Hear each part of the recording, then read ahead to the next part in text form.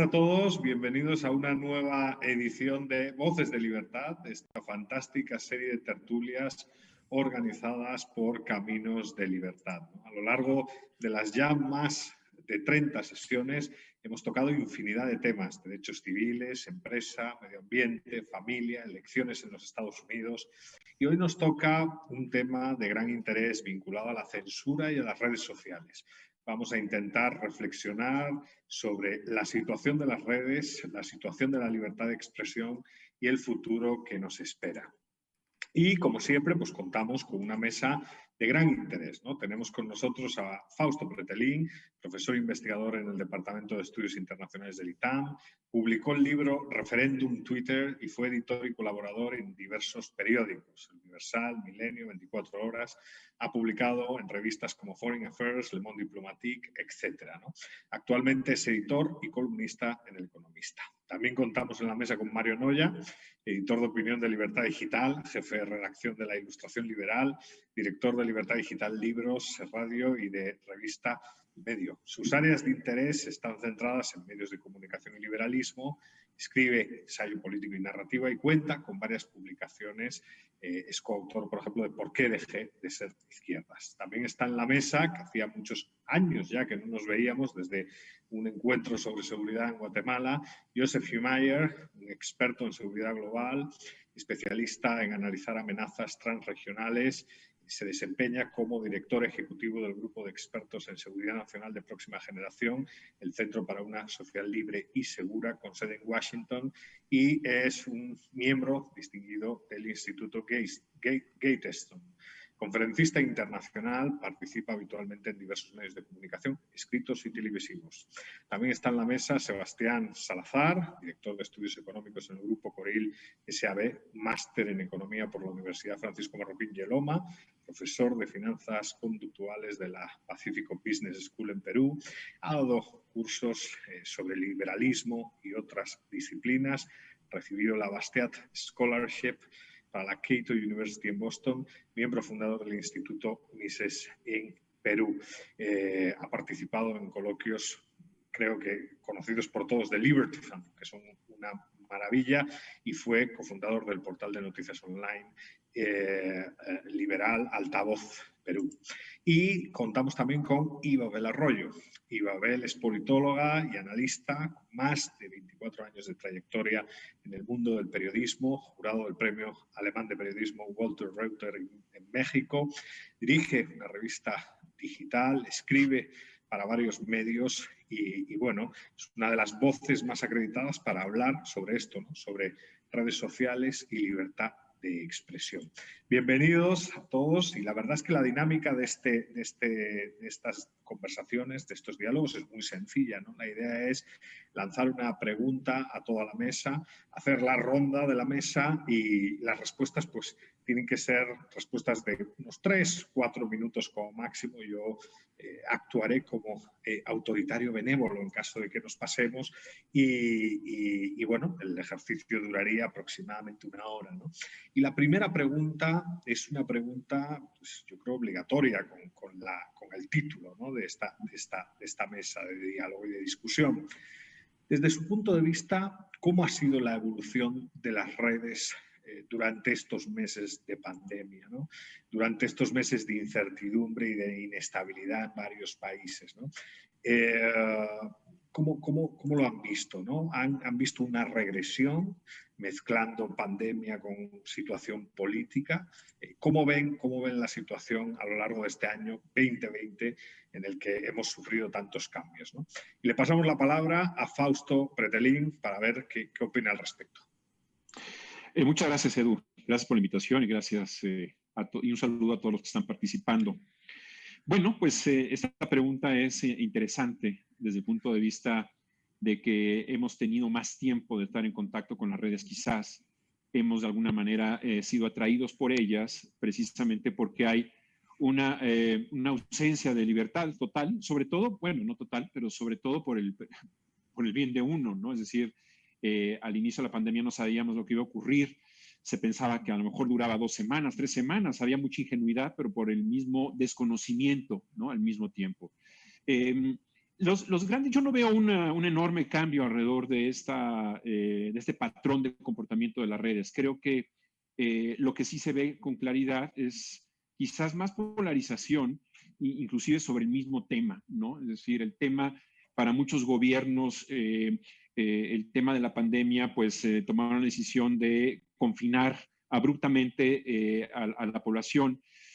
Hablo de España, por ejemplo, hablo de Italia, que azotó muy fuerte el coronavirus al inicio de la pandemia, y eso dio pie a que otros países, como El Salvador, por ejemplo, aprovechara la pandemia también para sostener un control de la población, hablo del presidente, más allá de la pandemia. Y aquí se veían los hilos con mayor claridad, ¿no? Es decir, él venía pasando por un momento complicado desde el punto de vista de que tuvo una cierta injerencia muy clara en el poder legislativo, en la asamblea allá en El Salvador, y aprovechó este tema de la pandemia para restringir los movimientos de los ciudadanos, para tener más control sobre ellos.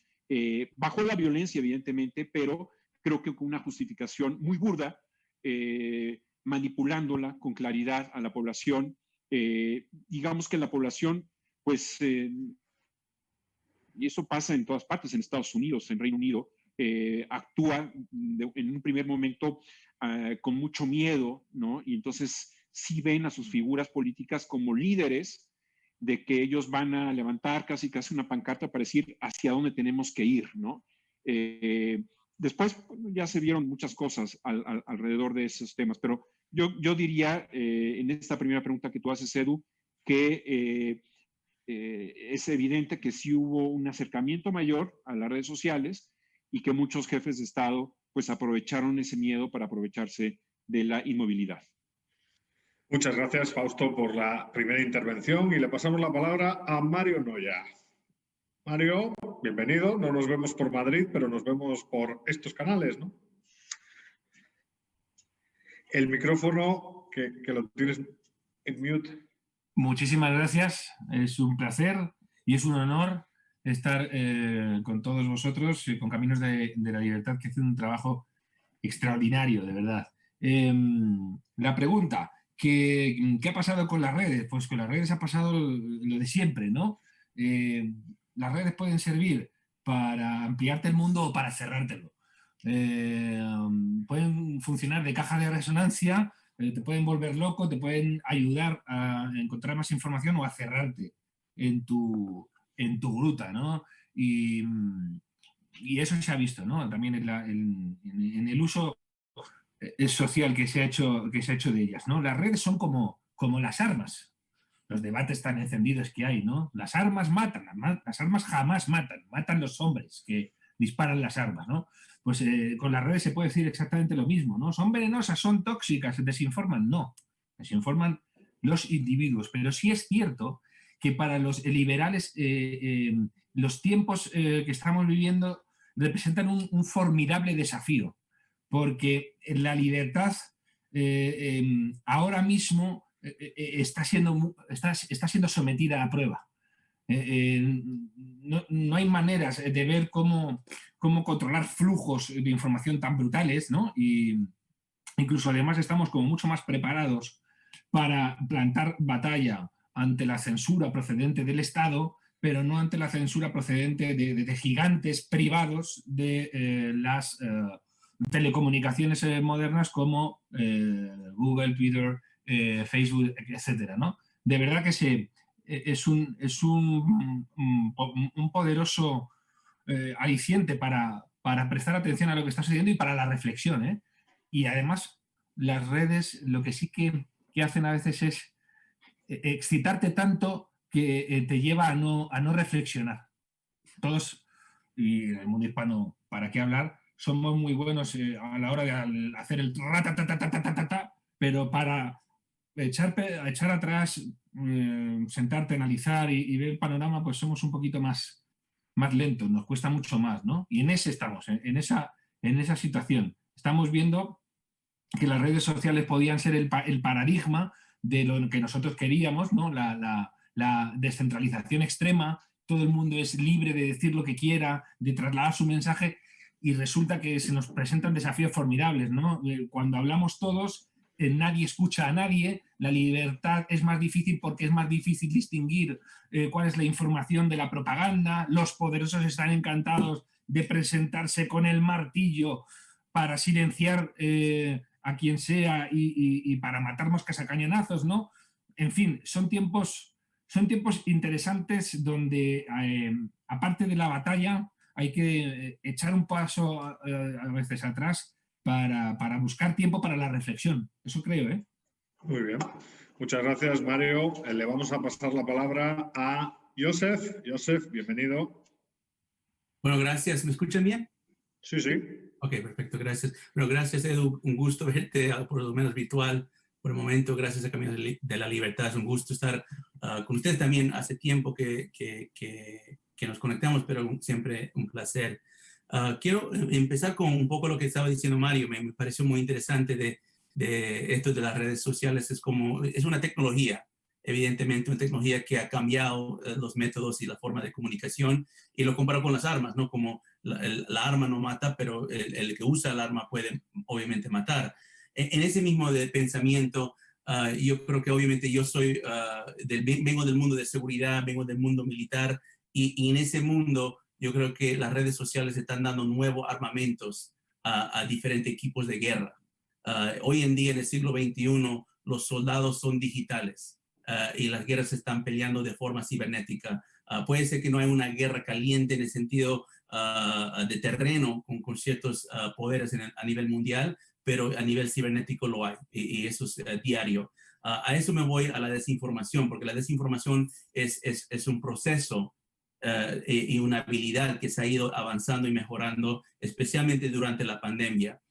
Casualmente, hoy día en mi centro sacamos un estudio sobre COVID-19 en América Latina, y una de las cosas que más me llamó la atención del estudio era, mirando las cifras, era la diferencia entre Brasil y el resto de América Latina.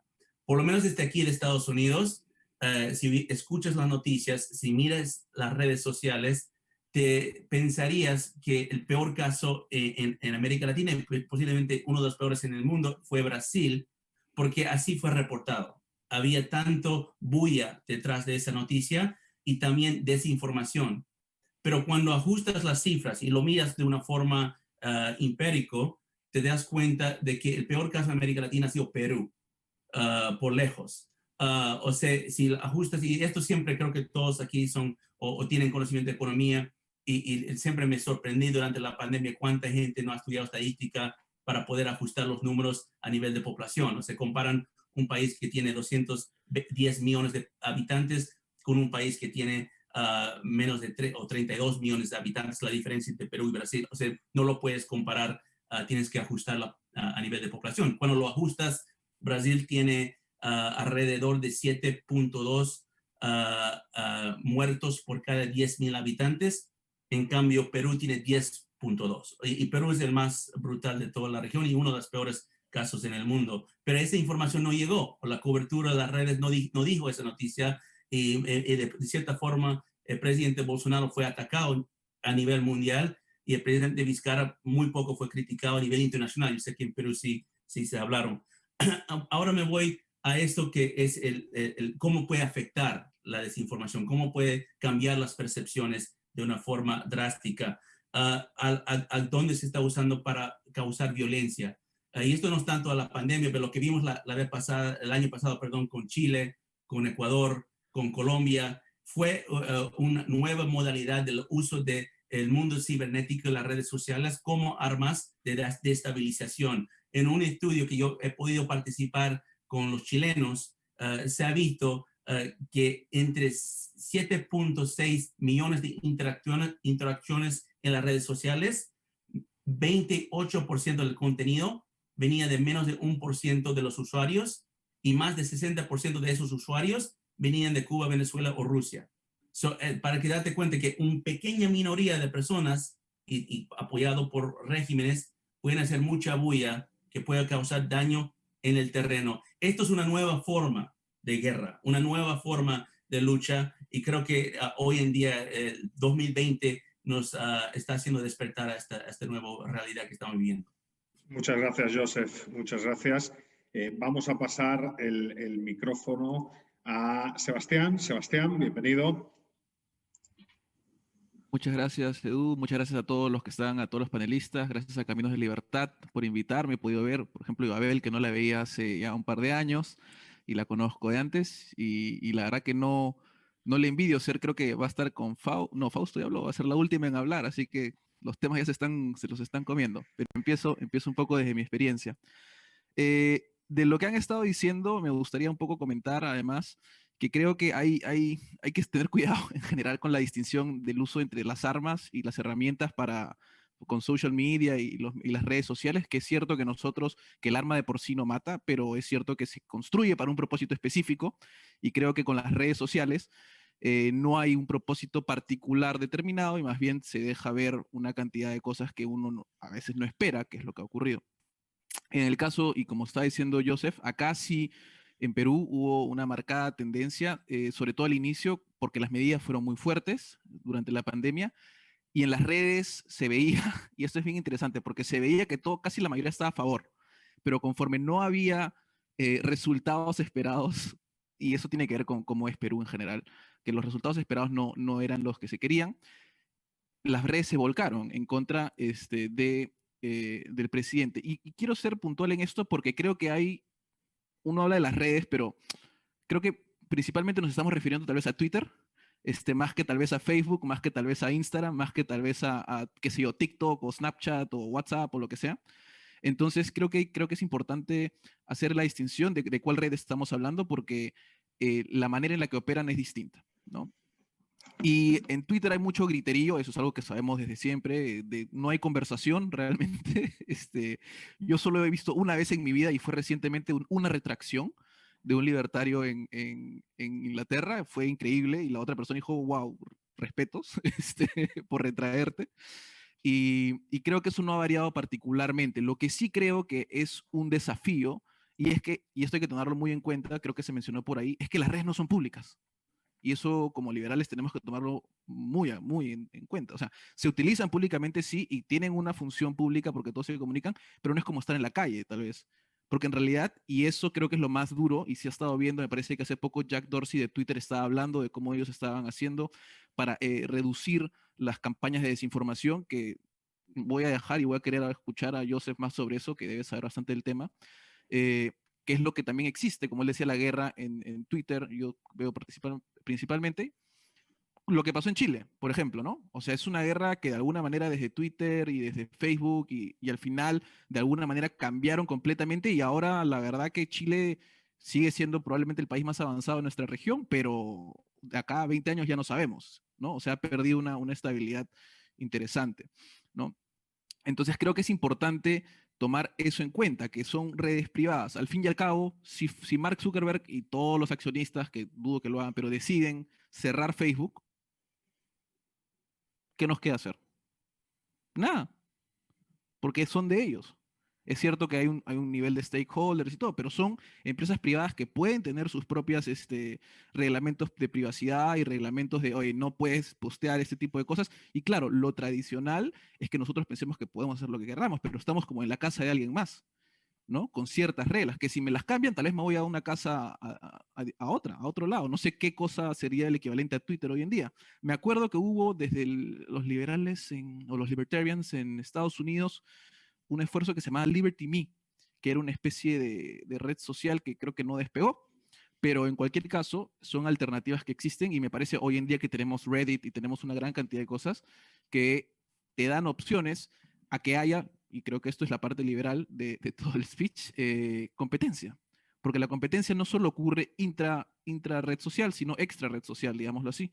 Y eso hay que tomarlo muy en cuenta. Entonces, si mañana Twitter dice, no, ya no pueden postear nada sobre Joe Biden que sea malo, entonces yo creo que va a haber un flujo importante de gente que salga, ¿no? Y van a estar buscando algo nuevo. Entonces, creo que ahí se autorregulan y ya veo a Edu con la tensión de que me tiene que cortar. Así que ahí lo dejo. 4 minutos y medio, Sebastián. Así es. Le pasamos para cerrar esta ronda. Como decía Sebastián, pues digamos la última pelota, la última opinión. Ibabel. Ibabel, bienvenida. El micro. Muchas gracias, Edu. Estoy muy contenta de estar en este conversatorio con amigos, con gente que he leído, que admiro. Y sí, efectivamente, Sebastián tiene toda la razón. Me dejan al final, no sean tramposos, ya no me dejan casi nada que decir, pero creo que Sebastián puso el dedo en la llaga al hablar sobre la propiedad de las redes sociales. Y Mario, Joseph y Fausto también me parece que dejaron un buen punto al decir, bueno, es que la red en realidad no es el problema son los sujetos. Y sobre eso quiero hablar, sobre los sujetos que están en las redes sociales, porque me parece que no es lo mismo que hablemos de audiencias y de actores, y no es lo mismo que hablemos entre los actores de fuerzas organizadas, tanto dentro del poder como fuera del poder, fuerzas privadas, fuerzas académicas, instituciones, a que hablemos de individuos que están utilizando las redes sociales como una especie de ágora en la que bien, mal, con razón o sin ella, vociferan, cuentan chistes, dicen groserías y se expresan de una manera desordenada, pero que enriquece, a mí me parece que siempre, la discusión pública.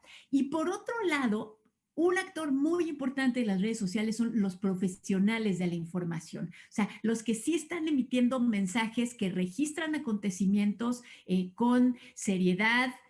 No voy a decir que con objetividad, porque eso es ridículo, a mí me parece ridículo, pero con seriedad, que buscan informar a la gente a través de las redes sociales. Ese es el ámbito en el que yo me desenvuelvo y es el ámbito que me parece que presenta mayores desafíos. Creo que entre estos tres actores de las redes sociales, los que son fuerzas institucionales organizadas, los individuos y los profesionales de la información, somos los profesionales de la información los que vamos más lento, los que con mayores problemas hemos enfrentado el desafío de utilizar las redes sociales con una recuperación de prestigio, respeto y credibilidad que también ya se ha perdido en otros espacios. Todo esto que se dice de las fake news, de la sobreinformación que desinforma, la propia desinformación, me parece que en gran parte no tiene tanto que ver o no solo tiene que ver con el poder y los individuos aislados que lo generan, sino con los profesionales de la información que no generamos la suficiente información creíble para poder contrarrestar dentro de las redes sociales ese ruido y, por un lado, ruido, por el otro lado, manipulación por parte del poder. Creo que eso es algo que tenemos que manejar, pensar, reflexionar como una autocrítica, porque creo que somos nosotros los que podríamos sanar estos tumores que tienen las redes sociales. Por ahí lo dejo para empezar, Edu. Muchas gracias. Muy bien, muchas gracias, Ibabel. Y pasamos a la segunda ronda, que después de las intervenciones en la primera ronda, yo creo que adquiere mucho interés, ¿no? Efectivamente, se ha puesto sobre la mesa la cuestión de la propiedad de las redes sociales, pero también hay, quizás no en todos los países, esto es un poco de lo que se trata, de ver la experiencia que sucede en cada país, pero Mario no me dejará mentir, ¿no? Aquí el gobierno socialcomunista, un gobierno compuesto por Podemos y por el Partido Socialista, ha propuesto, digamos, a la Cámara Legislativa legislar sobre delitos de odio y fiscalizar redes sociales, ¿no? O sea, introducir el control, digamos, del Estado sobre esos instrumentos que sí son propiedad de alguien y que bueno, que quizás desde ese punto de vista liberal podría surgir un mecanismo de competencia que fuese anulando a unos y proyectando a otros. Pero también el Estado se quiere meter ahí, ¿no? ¿Perciben desde su punto de vista que, digamos, esta quizás polarización que se observa en las redes sociales genera argumentos a los estados para limitar las libertades de expresión y para atacar directamente la libertad de expresión? ¿Corre riesgo la libertad de expresión resultado de la polarización que se ve en las redes y el resultado del ansia de determinados gobiernos por controlar esas redes? Y como esto es como una especie de tómbola, la vida es una tómbola, ¿no?, decía la canción, le vamos a pasar la palabra en este caso pues a Mario Noya. Mario Noya, que intervino en la segunda, pues ahora va de primero. Mario. Fijaos, es que es muy interesante todo lo que está sucediendo. Bueno, sí, claro, Sebastián, efectivamente hemos dicho que las compañías, Twitter y demás, Facebook, etcétera, son privadas. ¿Qué sucede aquí? Pues que nos podemos encontrar con que haya compañías privadas como estas que estamos citando, Google, Facebook, Twitter, etcétera, que adquieren un peso absolutamente desorbitado y que se conviertan en elementos paraestatales de refuerzo de la censura. Eso es lo peligroso. Es decir, Twitter está jugando ahora mismo a ser el brazo armado paraestatal del Estado más poderoso del mundo, del mainstream media. Es decir, bueno, o incluso se producen cosas, ¿quién nos iba a decir, no? Hace un año quizá, en el New York Times, creo que fue, se publicó un artículo anónimo donde un tipo estaba presumiendo de que estaba socavando la labor del presidente, es decir, que estaba saboteando la presidencia de Estados Unidos desde dentro, que se estaba comportando como una quinta columna. Y vemos que todos los medios de comunicación y que buena parte del Estado, lo que se llama el Deep State, están trabajando para socavar la presidencia. Pero es que además tenemos con que en las redes privadas, lejos de convertirse en un elemento de apertura del campo, de nuevo, lo peor, lo indescriptible, lo abominable, es que sumen fuerzas con las autoridades para cerrar muchísimo el juego. Eso es lo peligroso. Por ejemplo, en España también se está viendo, se convierten en una suerte de chequeadores ungidos que informan a la humanidad de qué es falso y qué no. Y además generan patrones de censura que comparten con los poderes estatales. Ojo, ya entonces empezamos a hacer estas mezclas raras que nos suenan tan mal a los liberales, porque esto empieza como a ser casi como cuando hablaba Adam Smith de cuando se juntaban los pastores, ¿no? Había que ponerse a temblar porque algo malo estaban apañando contra los demás. Aquí parece ser que también se está yendo en el mismo sentido. Es decir, lejos de hacer una eclosión libertaria del discurso público, vemos que no, que hay unos mecanismos que se refuerzan unos a otros en la censura de lo considerado políticamente incorrecto, que ya es casualidad, que es siempre lo mismo, lo no progresista, etcétera, ¿no? El caso que ha dado Umayer es alucinante. Brasil y Estados Unidos. Es espectacular ver los informativos en España. Las únicas imágenes de muertos que aparecen son las de Estados Unidos y las de Brasil. En España, que hemos tenido que habilitar pistas de patinaje sobre hielo para poder poner a los muertos. No hemos visto un muerto español. Muertos americanos, los que quieran. Bolsonaro, todos los días ahí haciéndole el gran culpable de lo que ha sucedido. ¿Qué sucede entonces? Que se genera un relato, el foco magnífico, formidable, que proyectan tanto los medios públicos como los subvencionados o los conchavados, es enorme y contra eso cuesta muchísimo, muchísimo trabajar. La industria de la fake news, como demuelen los argumentos de todos aquellos que se pretenden plantar cara frente a esto, bueno, lo estamos viendo ahora mismo, la manera en que está interviniendo descarada y desaforada a Twitter en las elecciones norteamericanas. No sé si lo visteis ayer, a Ted Cruz diciendo a Dorsey, what the hell, ¿quién demonios es usted para decirle al público americano que tiene que ver y que no? Ojo, aquí podría decírselo como Sebastián. No, yo soy una empresa privada. Mario, sí, ya 4 minutos y medio. Que te nos vienes arriba, Vamos a darle la palabra a Sebastián nuevamente. Sebastián. Para responder, muchas gracias. No, me parece de acuerdo, estoy absolutamente de acuerdo, y si alguien quiere ver cómo está la barba de Jack Dorsey, también es una cosa espectacular, hoy por hoy. Pero Pero sí, de acuerdo que hay problemas, de acuerdo, además quiero retractarme un poco porque mientras estaba hablando me acordé, si mal no recuerdan, durante, ¿cuándo fue? ¿El año pasado o este año? La verdad que ya no sé cómo pasan los años y los meses, pero las hearings que tuvo Mark Zuckerberg ante el Congreso de los Estados Unidos, me parece que en general todos los medios, los social media, han tenido algún tipo de injerencia y han sido presionados por la legislación y por los gobiernos a que tomen medidas porque, y principalmente creo yo, en respuesta al hecho de que Trump ganara tal vez las elecciones en el 2016 y digan, oye, ¿cómo puede ser posible que haya ganado?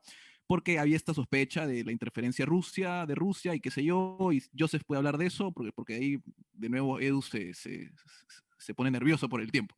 Entonces, entonces para seguir con eso, con esa idea, sí creo que hay un elemento peculiar en las redes sociales por el mero hecho de que tienen tanta influencia y están siendo de alguna manera tratados de regular. Lo de México me parece increíble. Acá yo sé que el presidente se queja y dice, no, en las redes sociales o qué sé yo, pero se queja nada más y a nadie le importa porque la verdad que no trae resultados, como ya lo han dicho. Entonces, y además termina su gobierno. Creo que es importante tomar en consideración que durante pandemia se ha juntado tanto el proceso de Chile, Bolivia, Estados Unidos, el de Perú se viene el próximo año. Entonces, las redes no solo han cobrado ya una importancia y una fuerza bastante dura en lo que viene a tener un efecto político, claramente. Si no puedes salir a la calle, ¿dónde vas a reunir a tu gente? En las redes sociales, en la que sea. O sea, yo diría, en realidad, los políticos deberían estar tratando de poner cosas en TikTok para los que tienen 18 años. No sé cómo, pero algo deberían estar tratando de hacer. Y creo que en ese sentido hay otro actor que no estamos tomando en consideración y es importante tomarlo porque va a tener una fuerza muy potente y es la simetría que existe entre los influencers y los no influencers hoy por hoy.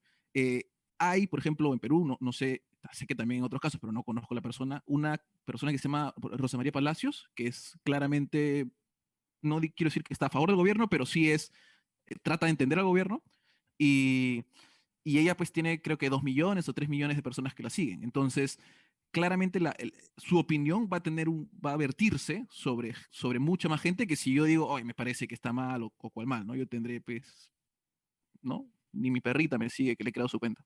Entonces, entonces tenemos todos esta cosa que tiene que ver con los influencers y con el push que hay desde el gobierno. Ahora, sí creo que es peculiar porque, ¿cómo decirlo? En una situación como la pandemia no hay por dónde más comunicarse. Los otros son los medios de comunicación, como dice Ibabel, pero los medios de comunicación no tienen la misma llegada para ciertos estratos, no voy a decir sociales, pero ciertas preferencias. Yo hoy por hoy estoy más cerca a mi computadora, a mi celular, que a mi televisión. Y la televisión la prendo en la noche, ¿cierto? Y al final en la televisión me pueden traer cosas más o menos verosímiles de lo que ocurre en el mundo y más que nada de lo que pasa con la pandemia. Pero si quiero conversar con alguien o interactuar, va a ser a través de las redes. Ya no veo la discusión que había en la televisión. Y yo también creo, y esto tal vez es algo personal, Edu, me dices cuando llegue a los 4, eh, que uno a veces tiende a pensar en los tiempos dorados, ¿no? Como si hace 30 años el mundo hubiera sido que los medios de comunicación eran prístinos y perfectos y que ahora nos están ganando el terreno. No, siempre nos han ganado el terreno. Es más, siempre hemos jugado con la cancha en contra. En redes sociales, en medios de comunicación, hasta cuando alguien tenía que repartir el periódico, ¿no? Mano a mano, o cuando alguien iba por las calles diciendo, por si acaso, no voten por tal o voten por cual. Siempre hemos jugado con la cancha en contra y es preocupante el efecto que pueden tener los medios y que pueden tener las redes sociales, y con eso lo dejo ahí para tal vez en la siguiente hablar un poco más. Muy bien, Sebastián, muchas gracias y le pasamos la palabra a Ibabel. Ibabel. Gracias, Edu. Ya vi que eres el terror del conversatorio. Soy un autoritario benévolo en realidad. Estoy redistribuyendo tiempo. Muy bien. Fíjate que estaba pensando mientras escuchaba a Mario y a Sebastián que en realidad lo que sucede en las redes sociales refleja también el ecosistema previo a las redes sociales. Y otra vez me detengo en el papel que juegan los medios de comunicación, que es en donde yo estoy. Estos medios de comunicación, su profesionalización, la libertad de expresión que puedan ejercer, la calidad de la información que puedan otorgar, está igual el desafío es igual afuera de las redes sociales que dentro de las redes sociales. tenemos que ver en dónde estamos parados en los dos mundos. Habrá algunos países en donde el Estado tiene el monopolio de la información y al mismo tiempo va a tener el monopolio de la información en las redes sociales. Quizá no tiene el monopolio de la información, pero tiene un altavoz potentísimo como en México, que marca la agenda diaria con una conferencia matutina del presidente de la República. Eso se refleja también en las redes. Que los medios sean instrumentalizados, lo mismo pasa en las redes, no solamente con los medios de comunicación formales, sino también con los influencers. El temor a las represalias que uno tenía en el mundo externo se ve potenciado en las redes sociales, porque además en las redes sociales puede haber represalias que no solamente provienen del poder y de las fuerzas organizadas, sino de las audiencias asusadas por una idea colectiva. Y me parece entonces que abandonar a los profesionales de la información, por un lado, a su suerte, creo que nos hace mucho daño, tanto en las redes sociales como en el mundo externo, porque no tenemos posibilidad de que los que pueden enviar información certera y contrarrestar la manipulación en las redes puedan hacerlo con seguridad. Fíjense que estoy escribiendo un artículo sobre las mujeres columnistas en México. Uno podría pensar que quien es un columnista, pues es una especie de periodista VIP, ¿no? Un periodista que ya está como en la élite, cuya voz se escucha entre los intelectuales, que no tiene que pelear por ejercer la libertad de expresión.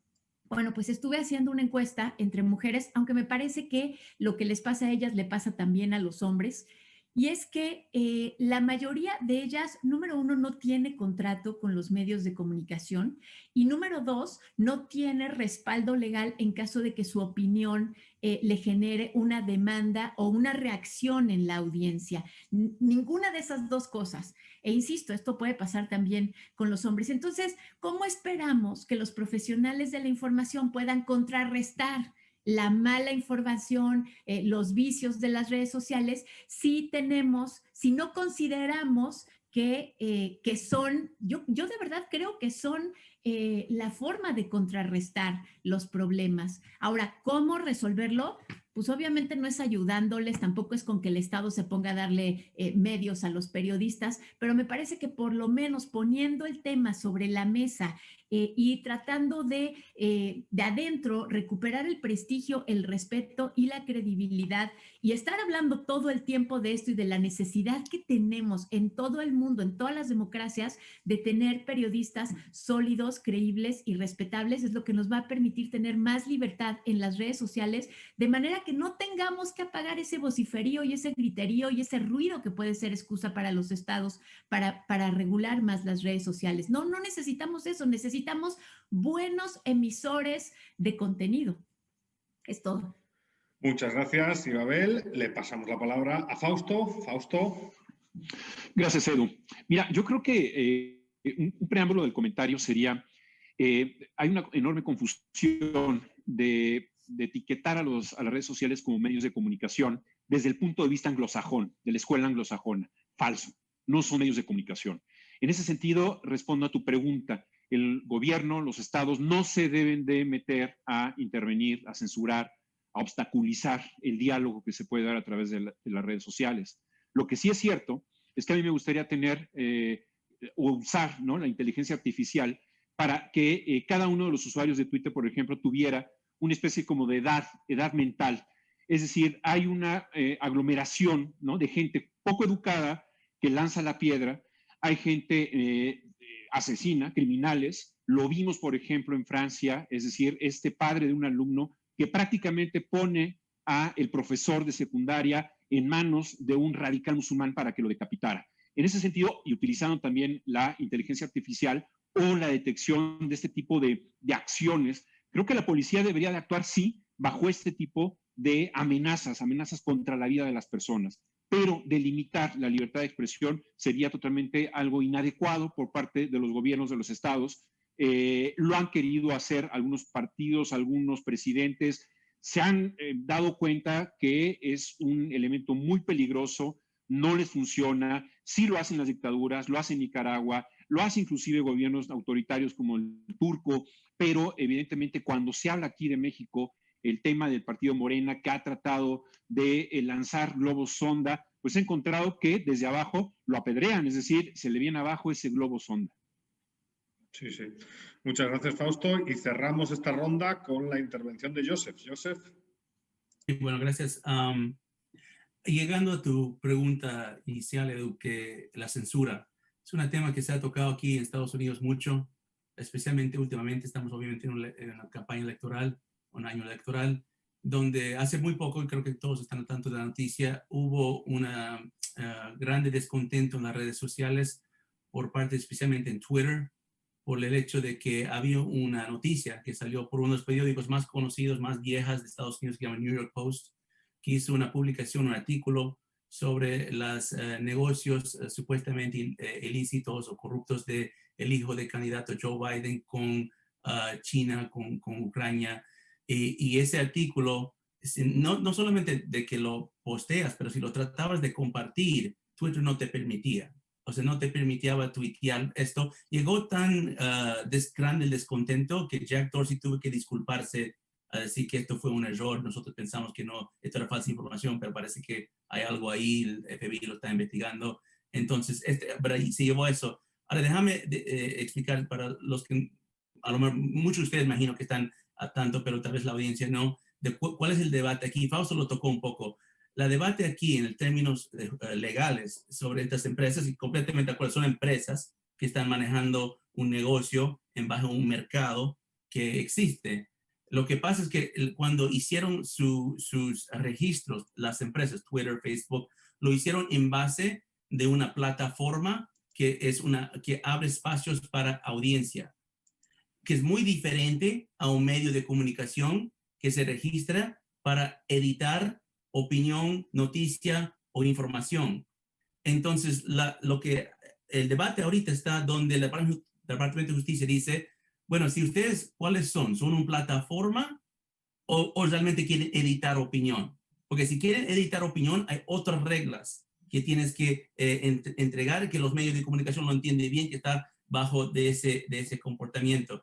Y esto entra a esto de censura, ¿no? Es un escudo de doble filo, porque de cierta forma queremos proteger de la desinformación, pero de otra forma tampoco queremos entregar este tipo de libertades que tenemos al gobierno. Eso no es lo que queremos por forma general.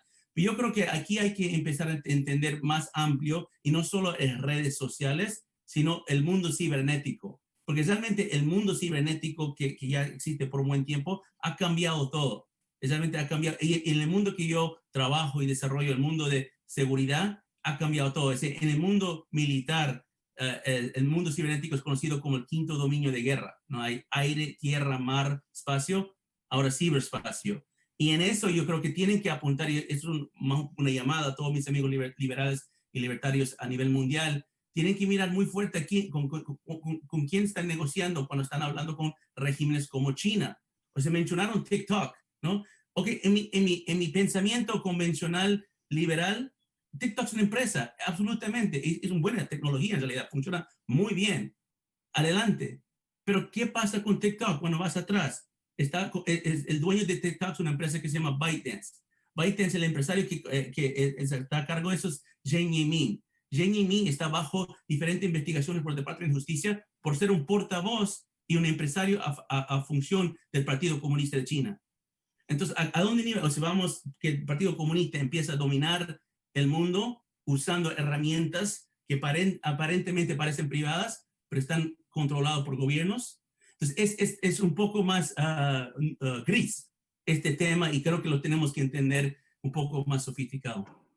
Muy bien, muchas gracias, Joseph, por esta opinión. Y pasamos a la última, que esta es una ronda pues, de cierre y con una pregunta general. Esta la pasamos a todos los que nos visitan aquí en Voces de Libertad, ¿no? O sea, es una pregunta que ya va un poco más allá de la temática de cada día y de cada sesión, y que tiene que ver con algo que nos interesa a todos los que los que pasamos por esta casa, por Caminos de Libertad, ¿no? Y es cómo ven el futuro, ¿no? No, tampoco estoy diciendo, no tenemos la bolita mágica, ¿no? Para ver ahí por dónde va a ir, ¿no? Pero honestamente parece que la pandemia ha abierto pues un espacio que sospechábamos que estaba ahí como una caja de sombras que sospechábamos que estaban ahí, pero que han explotado, ¿no?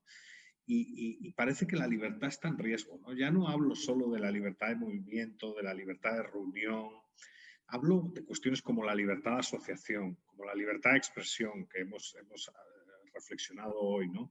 ¿Y qué futuro le espera a la libertad, ¿no? Es la pandemia y todo lo que conlleva esta de crisis que aprovecha el estatismo para fortalecerse, un verdadero riesgo para nuestra estructura de derechos y libertades, o tienen una visión de vaso medio lleno, ¿no? Es la pandemia una oportunidad para que los ciudadanos despierten, sean conscientes de aquello que cotidianamente no valoran, que son su estructura de derechos y libertades. Desafortunadamente, mucha gente, sobre todo los más jóvenes, lo dan por hecho y parece que no lo valoran y ahora están viendo limitadas sus libertades. ¿Es una oportunidad o es un problema? ¿Y qué nos viene, ¿no? Nos vienen años difíciles, tiempos recios, como dice Vargas Llosa en su último libro, ¿no? Que lo tituló Tiempos recios, ¿qué nos espera, ¿no? Y vamos a pasarle la palabra a Ibabel. Ibabel, ¿qué opinas para cerrar en estas intervenciones ya de cierre de titular, más que todo, ¿no? De titular para redes sociales, precisamente. Gracias, Edu. Qué buena pregunta. Me parece que tengo ambas respuestas, ¿no? Ahora sí que el pesimismo de la inteligencia y el optimismo de la voluntad. Creo que lo que veo no me permite ser optimista. Los indicadores en todo el mundo, no solamente en mi país, son muy preocupantes. Me parece que estamos teniendo regresiones autoritarias, incluso en los países en los que no habíamos terminado de salir. Tenemos democracias de baja calidad, pero estamos ahora ya viendo regresiones autoritarias muy preocupantes, muchas de ellas acicateadas por la pandemia o con la excusa del COVID, pero me parece que vienen de más atrás, que el COVID simplemente aceleró un proceso que ya estábamos viendo en todo el mundo y lo que hizo la pandemia fue pues evitar que se levantaran más voces, ¿no? Creo que eso fue lo que sucedió con el COVID. Lo que está pasando en México es gravísimo, la centralización de las decisiones, la concentración de los recursos y el poder, pero es algo que veo que está pasando en todas partes y no veo que procesos electorales que se avecinen puedan cambiar el rumbo que tenemos. Y no culpo a un gobernante o a un movimiento político o a un partido político. Me parece que la sociedad que construimos está caminando hacia allá de manera voluntaria, horrorosamente. Pero ahora paso al tema del optimismo de la voluntad. Yo creo que sí es una oportunidad también. O sea, me parece que estamos viviendo tiempos interesantes.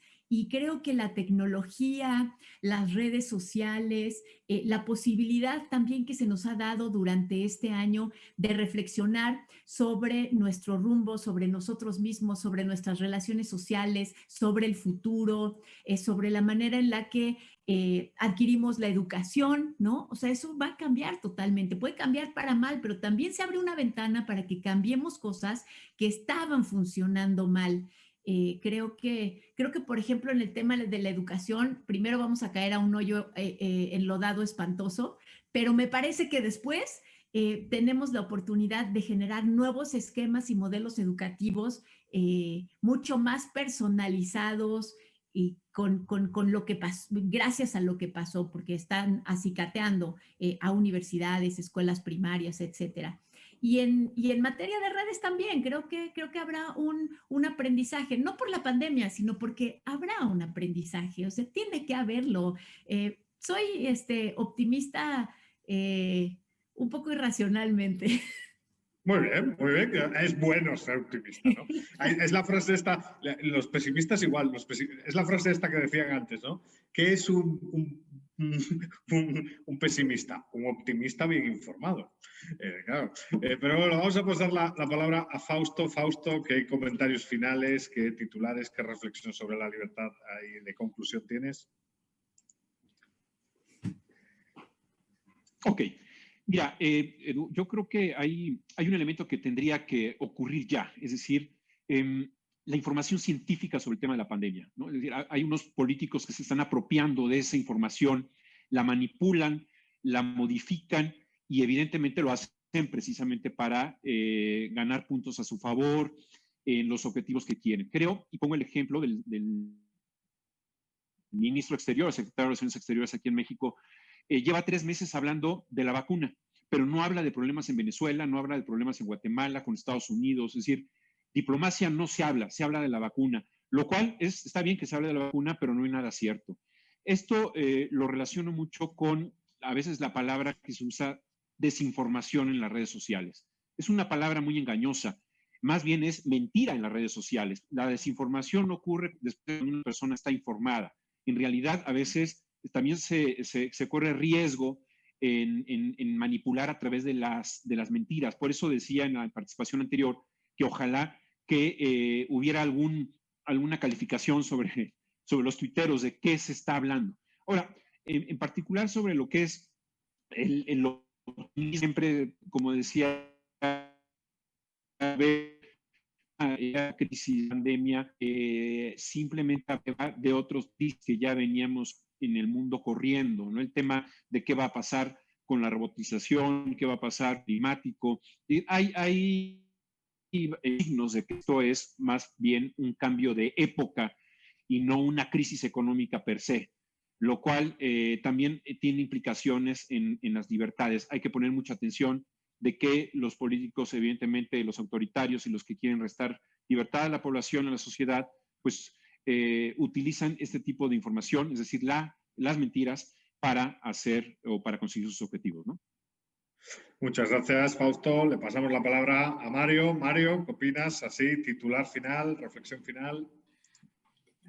Aquí en España, por lo menos, los abuelos decían cuando, con las eclosiones post-68 de los jóvenes, decían, eso no es libertad, es libertinaje, ¿no? Y resulta que los abuelos llevaban razón.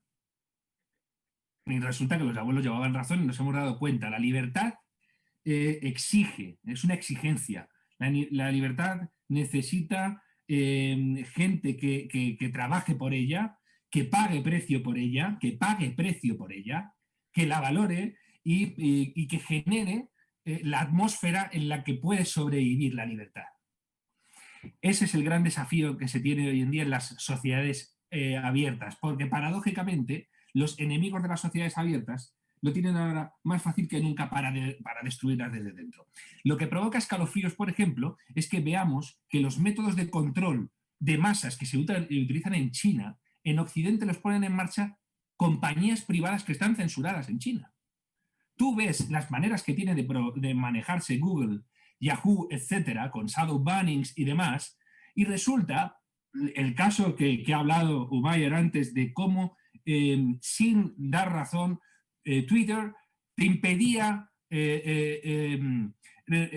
difundir una noticia que no tenía nada más, es decir, no explicaban por qué lo hacían. Estaban rompiendo incluso un contrato contigo mismo, ¿no?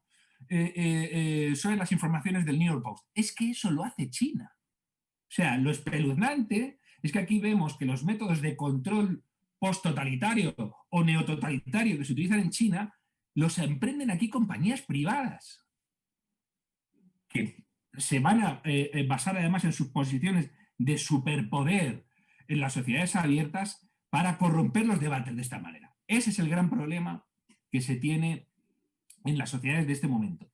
Si estamos dispuestos a valorar la libertad, a pagar un precio por la libertad, si vamos de una vez a saber lo que significa la responsabilidad y a tener muy en cuenta que no está dado, esto alertaba Ortega y Gasset, ¿no? La libertad, la prosperidad no está dada. No tenemos derecho a la prosperidad, no está ahí puesta, hagamos lo que hagamos, se nos puede ir. Y el que tenga alguna duda al respecto, que hable con un venezolano. Muy bien, vamos a pasarle la palabra a Joseph. Joseph, comentarios finales. Sí, bueno, yo veo tiempos difíciles viniendo especialmente, bueno, al mundo, pero viniendo específicamente a América Latina. Los estudios económicos que está haciendo el Fondo Monetario está prognosticando una caída este año de 8.1%. Ahora, la buena noticia es que 3 meses atrás hicieron 9.4, entonces reducido un poco, pero 8.1 no es algo menor. Estamos hablando de 53 millones de personas que se van a agregar a la pobreza en América Latina. Esto no es un tema menor, esto se va a sentir en todos los países de la región.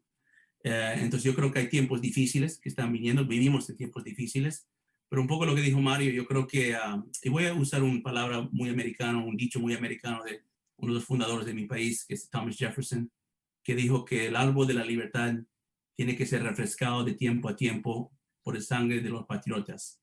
Y a lo que me refiero es que ese sangre no tiene que ser sangre como en épocas de la guerra civil o lo que sea, es sangre digital también, ¿no?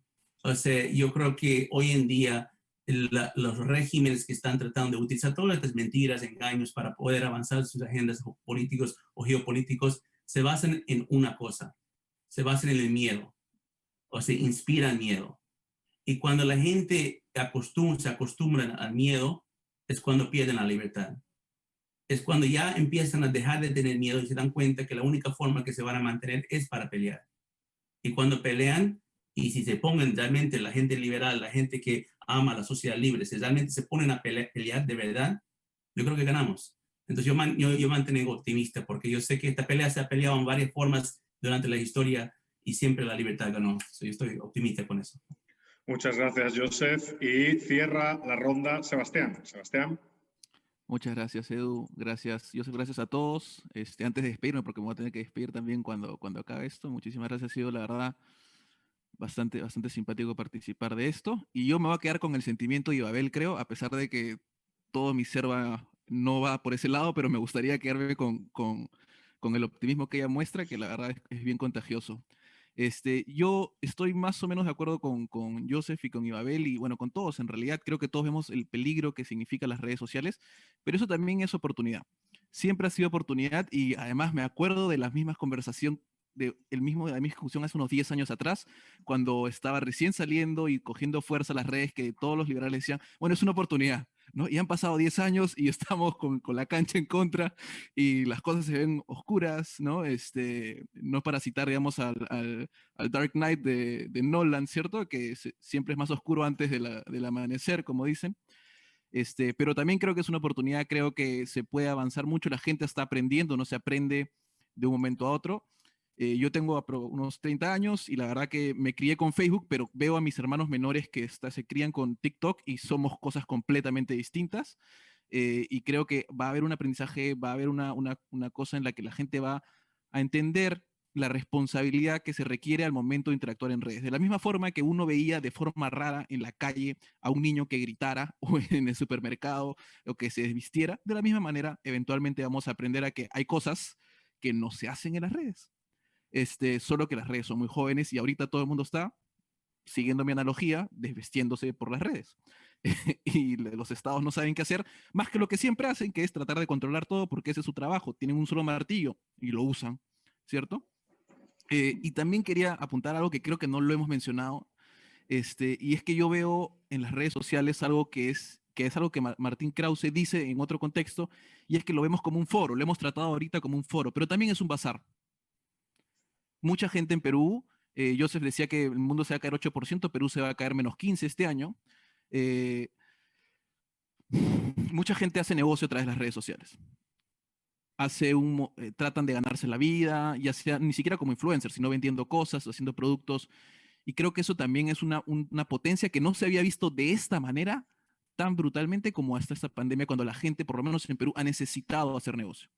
Entonces yo creo que las redes sociales están tomando un lugar de bazar, que también es lo que tiene Amazon, pero esto es un poco más directo, y hay que verlo también como un bazar, ¿no? Y cuando digo bazar es foro y bazar, lo que se tenía, digamos, en la antigua Atenas. Me estoy apoyando en Martín Krause para acabar bien esto, ya que me cayó terriblemente a mí el peso de acabar este panel. Muchas gracias, gracias a todos Muchas gracias, Sebastián. Muchas gracias.